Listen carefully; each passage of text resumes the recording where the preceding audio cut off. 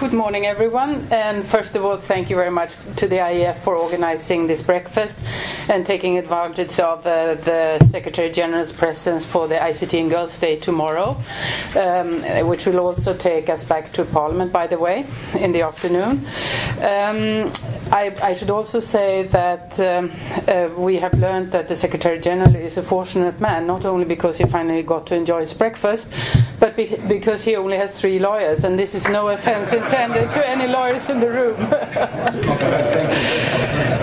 I would also like to thank him for attending yesterday the high-level group on internet governance that I'm chairing, and sharing his thoughts with us. That was most useful. It only goes to show that internet governance has become a major focus of discussions in various events, including the ITU.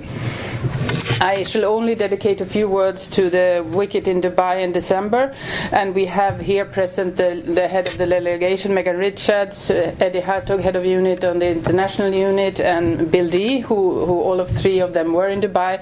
So if you have any questions afterwards that I can't ask, I'm sure they can. But just to say that the outcome, in our point of view, was disappointing but not entirely unpredictable.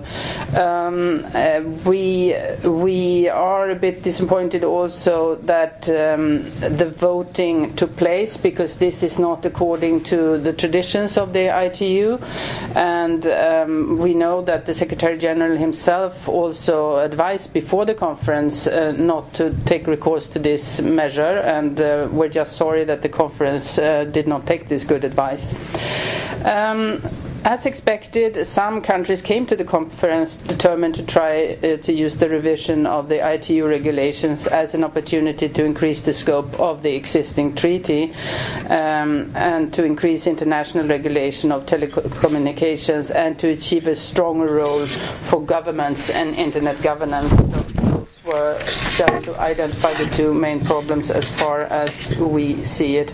So the EU held firm against this and therefore decided not to sign the treaty. Of course, we were not alone, and the reality is that less than half of the ITU's members did sign the treaty in Dubai. I have learned that a couple of members have signed since, but it still remains true. So the division lines in Dubai were clear, but Vice President Kroes has said recently in a speech that we should not look for a digital Cold War, and this is clearly our ambition as far as the Commission is concerned, and I think also Member States. I think I can speak for them here in that respect. So the World Telecommunication Policy Forum in Geneva in May will be very important. It should be a moment where the telecommunications community reunites and bridges the gap between those who signed the ITRs and those that did not. So I'm very happy to hear the ambitions as drawn up by the Secretary General in this respect.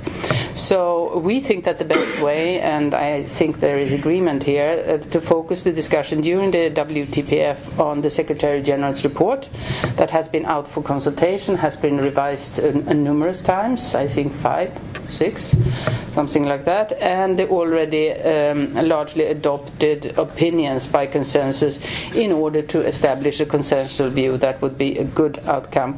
And Vice President Kroes has also stated that her aim is to bridge the gap and find an alliance of like-minded states and other stakeholders that support the idea of a single, open and free Internet. Vice President has clearly stated that internet governance follows and should continue to follow the multi-stakeholder model. This means, in particular, that governments are not the only decision makers.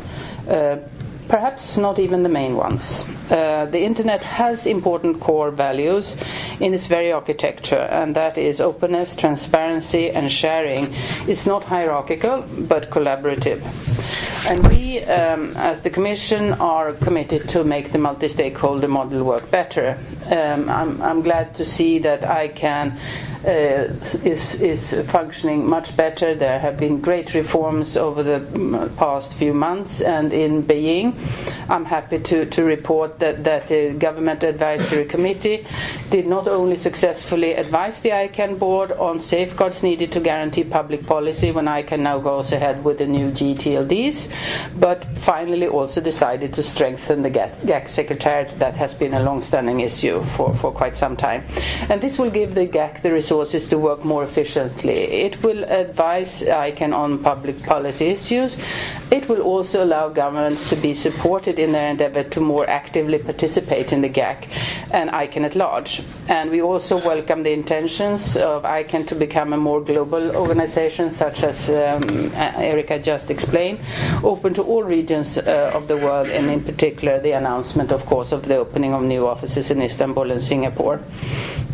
We need to engage and convince the international community of the merits of the distributed approach to internet policy making, because the alternative is actually that it would risk ending up being an internet that is fragmented along national lines, and that would be, I think, a very, very bad outcome for all of us. This vision of the internet brings benefit to the widest range of people. Open, free, unified, multi-stakeholder, pro-democracy, architecturally sound, trustworthy and transparent, not least important. Together with like-minded countries, we should ensure that all stakeholders, including governments, find their way through the multitude of events and papers. The global community should offer some sort of technical assistance vehicle that would digest information and make it usable. And the European Commission, we are actually very eager and ready to take an active part in this. So I'm looking forward very much to participating in Geneva, and thank you very much for your attention.